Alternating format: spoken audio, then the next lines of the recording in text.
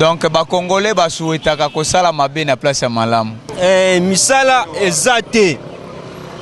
Ba chômé baza ebele. C'est-à-dire batekaka ba mapangu na bango comme si bat baza na wenza zando. Wana vraiment tubetaka mutu me ba client de lelo na conjoncture eza passe. Soko yena ba bisi lokwa Transco na Matadia. Tu ne feras rien absolument. Si tu es dans Matadi, alors tu passes quelque part où l'équipe est menée en Zungo, mais ça, tu as un dérangement, il y a un roulage, il y a un voie obligatoire, il faut payer ça à 5. Ça donne ce que tu as au contact. Kakande Tebisaki Bino, Rebecca Bilendo, Abaki Awa na kati ya Congo central, précisément dans la ville ya Matadi, Sikawa Pitorola, qui Sabino Penza, Makamo et Lekara.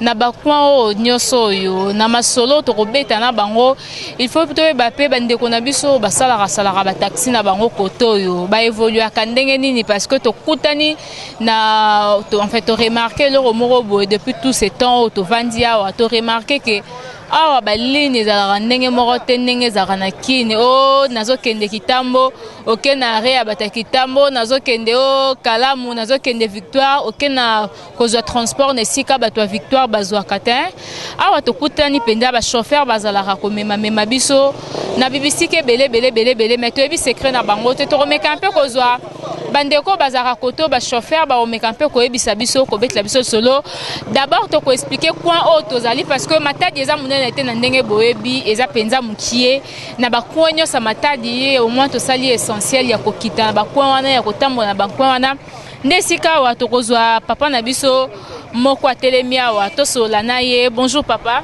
Bonjour maman. Papa babengi na komboni na kombona nga Moïse Mpango.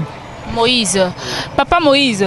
Mais quand on peut expliquer biso toza na rond-point ni awa toza na tour de contrôle pembeni ya hôpital général ya Kinkanda.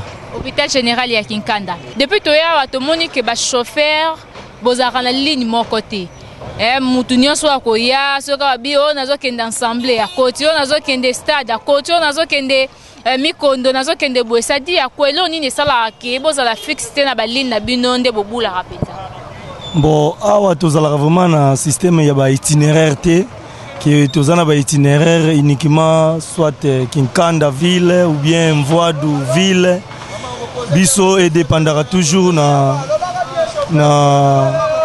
place ba client bazokende yo pe okeka côté kuna. Alors soki lokola ville ezamukie ceux qui ont poni kaka ozwa itinéraire moko kaka banda kosalaka ekozala passe mingi pona kokokisa mbongo ya mwana tozwaka bato nyonso surtout soto okende ville ozwi Kinkanda ville palace okisangisi kaka po mbongo ekoka mbongo ekoka namonaka deux fois omona ozokende net na destination moko boye au lieu même 4 personnes au bénéficier na o ezali mbongo na bango nyonso mais omona même à 2 personnes et créera un problème te côté mbongo wana ekoka wana vraiment tubetaka mutu mais ba client de lelo na conjoncture eza passe.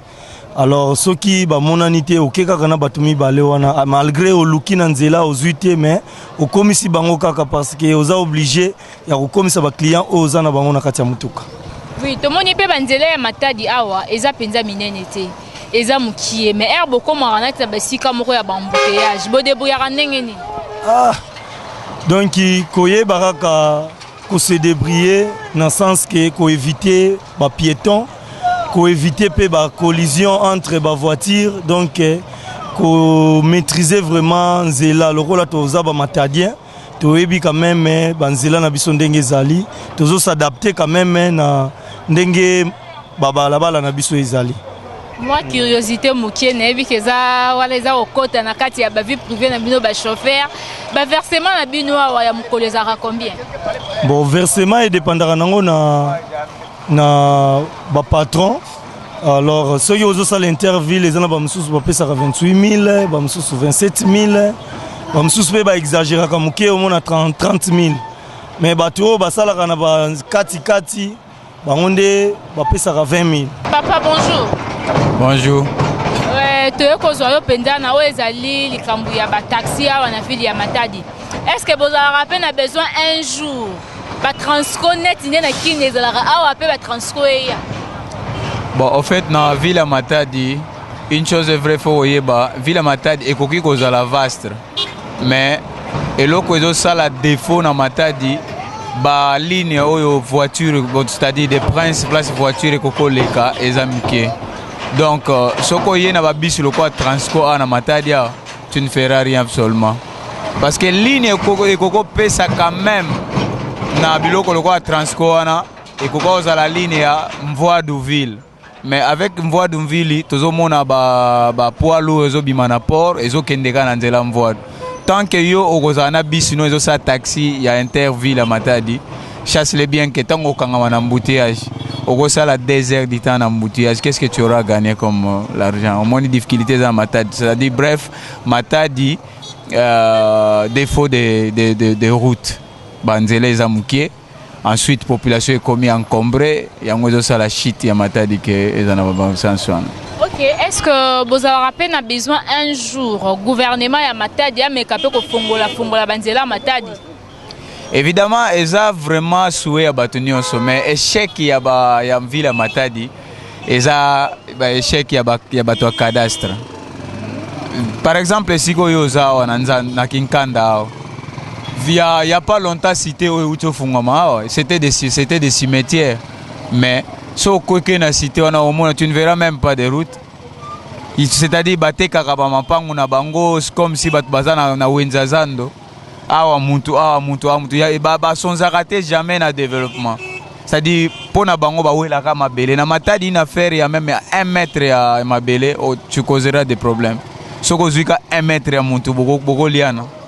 Donc, si vous avez 1 mètre, vous avez un nzela ya mutuka ndeni. Et surtout nzela ba venir nzela ba tamakolope des fois na ba quartier monsieur Serapas.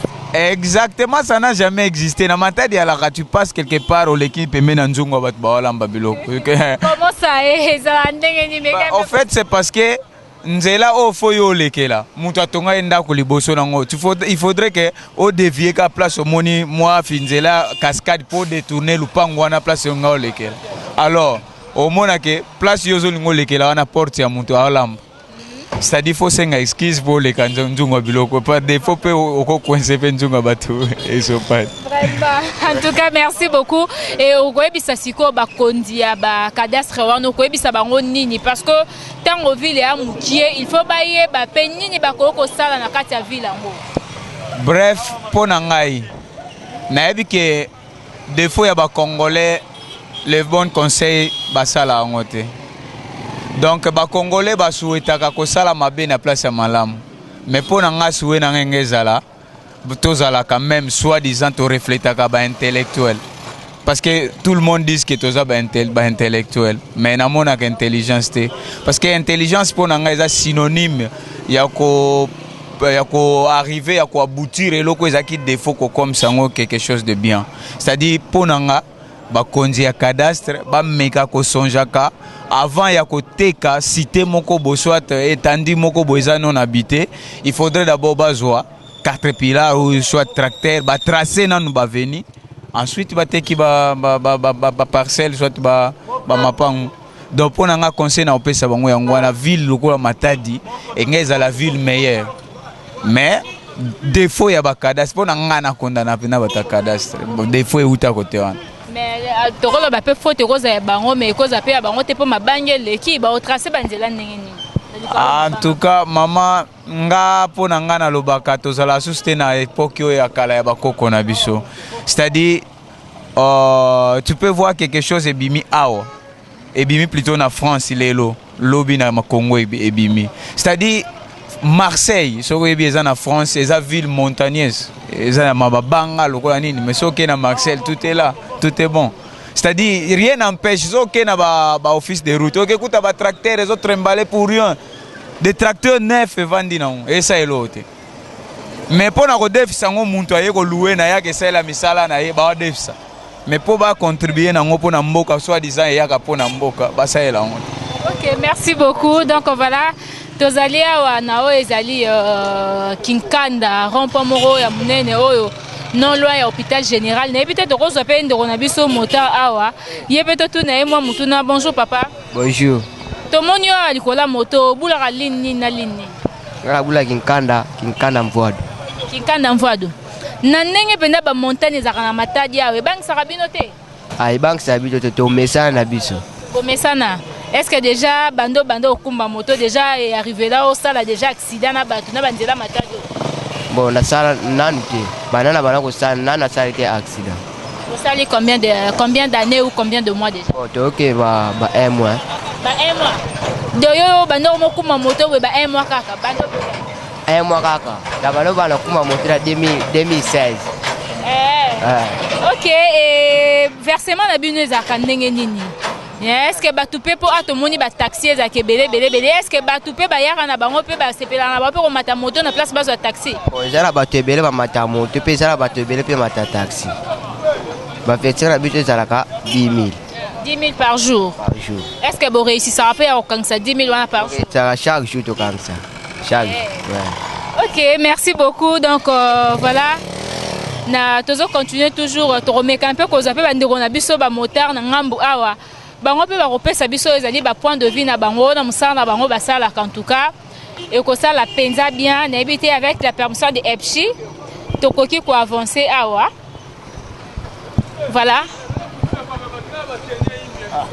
Bonjour papa. Bonjour. Boni, va bien? Ça va bien. Au bout la banzela nini na moto na. Ngana bola kanjela ango. Ango.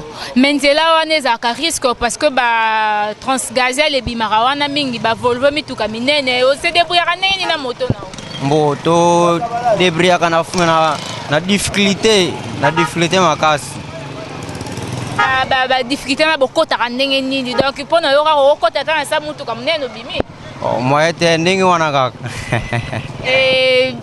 Banzela ngo ya mikie bangombe belé bang sarabino te ko kumba liko banzela eti ba kasu wana ba montagne bobanga rate mbo to banga kana biso nzambe ka sunga kaka nzambe ka sunga. OK nevite to ko papa na biso awa to evite papa yo ke na mingi nzela nini mingi na sala partout donc yo mutu nyoso mutu sera ebisi yo kaka na okende place bomemi na etika poni no zwa ligne moko te olanda ka olinga osala partout mais so tozwi ligne moko ba dérangement ya ba roulage okosota soko zika ligne en voie dedans obligatoire faut pesa 5 ça donc soko ezate ba bwili au contact donc passe fort yango to beta partout soko moni koto ba choc eleki to changer côté mususu. OK siko biso mutuna na biso ezabo na banzela matadi oyo mabangi eze belé ba montagne belé bo se débrouillera ndenge nini ba Volvo mituka minene donc bo se débrouillera nini na ba moto na bino to mesana yaka nete ya chauffeur akumba mutuka ta embouteillage eza ebele ata banzela eza mabe akoleka kaka aosala manœuvre aleka to mesana bon ben inconvénient nini déjà okuta nango bando komokumba moto oya mabe ou bien ya mabe nanu te nano sala accident te na moto na na vrai dire na sala nano kwesa mutu te jamais bana moto njombe na lobe solo bana moto na kwesa mutu te bon à part wana ya malamu siko nini okutana ya malamu moto oyo bando kumbe sombela o déjà nini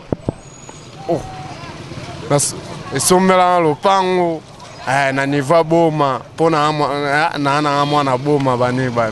OK zabi sate na bapangi yange bake na landa yange na Kinshasa na Kikongo ba mbote osala bango pe mumu mwana boma do bayana nyonso na landa beto ba mbote ba mingi mareto beto ba manga tina mvwembati GDG.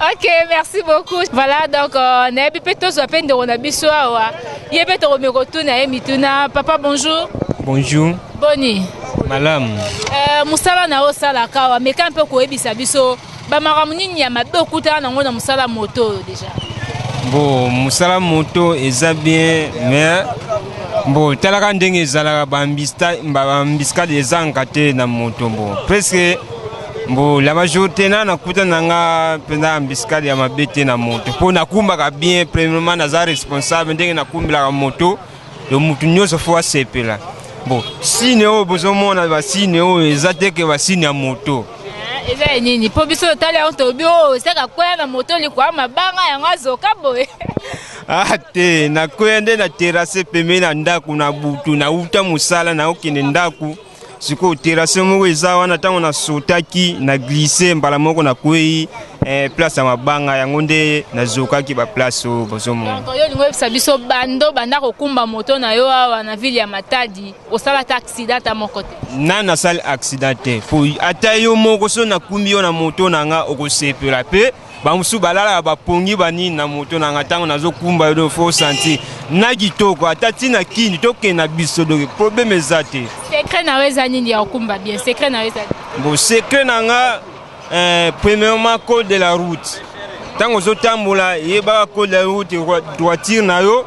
Deuxièmement tango zo tambola zala na maîtrise kozala en l'air te kozala no pressé te bazolanda yo te ozayo moko kowela mbonte omoni bakamar oyo tozolandela ezoboma bato ebele mpo ozolandelaka 500 francs tika na bwaka wakana mutu oyo nazwi mpo nalandela so mwa kamar mosusu non me ntango ozwi client tambola malembe okokomaka na bisika bozokende me bamosusu na omona ntango azwi client azowelisa kodouble baremorke eza par-ci par-là de gauche à droite mais ye azokotaka na kati mpo awelisa eza bien te et puis misala eza te bachômeur baza ebele premièrement nga nde naza boye naza D6 na tanga mais diplôme ezotambola na nini na moto nasilisa depuis na 2009-2010 ti lelo tokomi 2017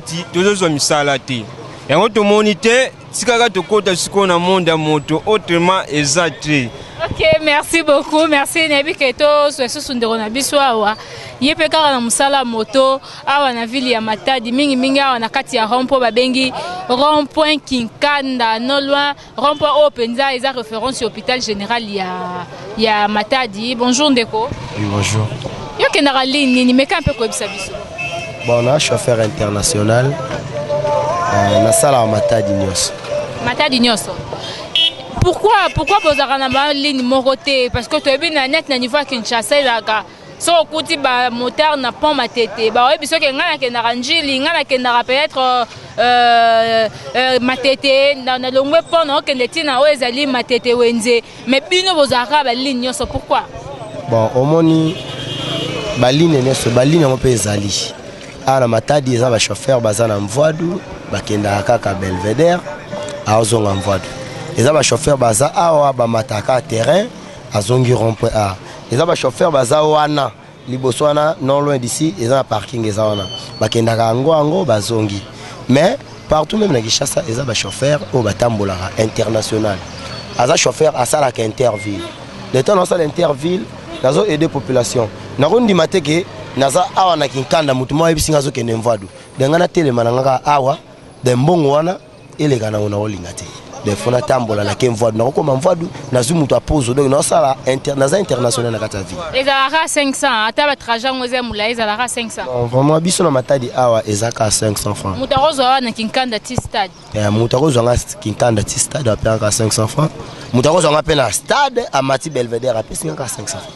Ok, okoloba nini parce que tomoni banzela ya Matadi awa ya mikie makasi non c'est nous mikie mais mituka minene tango nyonso ba mituka minene okopesa conseil ni pa bandeko na ba montar ya Matadi awa ndenge ni borosa musala na bino pesa. Je crois naza devant cameraman azwanga malamu na chauffeur à moto banda 2004 na bandi musala moto na. C'est que yo sala ba accident belé. Je ba vérité. Bandi moto na chikapa soko ling ECP senga la longola ta ba gant la longola ma papa na longola na l'action nzoto na za sa tâche. De naza bongo. Yo mozo moi naza protégé, na bien protégé. Na casque na ba gant na ba chaussettes malgré na boutu te pona elanga eziksa makolo. Na chauffeur ya moto banda 2004 na bandi na chikapa. Na 2010 na ye ko banda susu na route mokali na Kinshasa na sali route mokali. Pour le moment, naza awa na Matadi na sala international na memaka mutuka na memaka pe moto. Donc conseil ezaka moko mutu azo me moto premièrement za mutu mo fallait azala na bagage intellectuel. Mutu mo aza mathématicien azo yeba ko calculer est-ce que ndé na tambola pour moto ezandenge mo na mutuka eza passe plus que mituka ozomona ya deux pédales donc eza passe ntango otambola nango foyeba kaka ke nde na boye natikaki bana na ndako tonga mpe naoluka vi mpo na se retrouve mpo mboka eyekendela boye ntango moto aotambola foyeba ke non nabimi mpo na koluka vi nabimi te mpo na koluka makambo donc lokola obimi mpo na koya koluka makambo te. Pour le moment, la ville à Matadi déjà dans la télé, bah mes côtés dans monde à moto, bah linga à moto plus que camion. Le temps à Mati, Azana posa, Akoma par rapport parfois embouteillage dans zela. À Mati pour Akoma, yo oko fofile na embouteillage obimi. Mais telle la ville, il nous le banzi les amis, quelle ville les apena étouffé.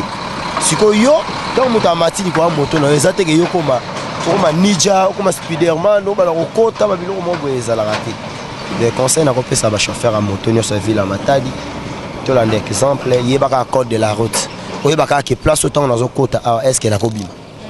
Il y a un tambour la vitesse en cas de mutu qui bimi est-ce que la se défendre. Je crois que nous mon qui na débit musala moto neza ki ana Matadi. Mais pour le moment bino mo bozo mon apé ndenge nini ezoko évoluer. Ok, merci beaucoup. Voilà, merci. Nous sommes arrivés presque à la fin de notre entretien avec les chauffeurs taxi, les chauffeurs motards. Mais qui un peu expliquer la réalité dans Matadi awa. Ndengeni babulara, versement la bango. Misala na bango ndenge ni elekaka na mboko ya mabange belé et Rebecca Bilendo était là juste pour vous faire découvrir le coin ici où ezali rond-point Kinkanda et sika wapi to mona ba taxi pe le kakao ezokende ba ligne nyonso ba moto ezokende bisika nyonso a na ville ya Matadi. Merci parce que vous aki ebele pour la Kolanda biso. Un grand merci à l'équipe Info 16 et pourquoi pas à maître Nelly Mwinga, maman Moka Bobo, Tomte Malamu, maître Roger Mombo, toute la famille Mombo. En tout cas, de gros bisous à vous et Rebecca Bilendo, na tonton Mwinga Mobali a sérieux Makasi FC Image. Topé Sibinora Bambo Tebele, surtout le frère Richard Madeka. En tout cas, Patricia Lelo, Mirana Pukuta, famille Pukuta Mobimba. Tokuta Nimbala Simakaka na Matadi, Tozo Tambo la peine de silita. Toko continuer Tinasuka. Au revoir.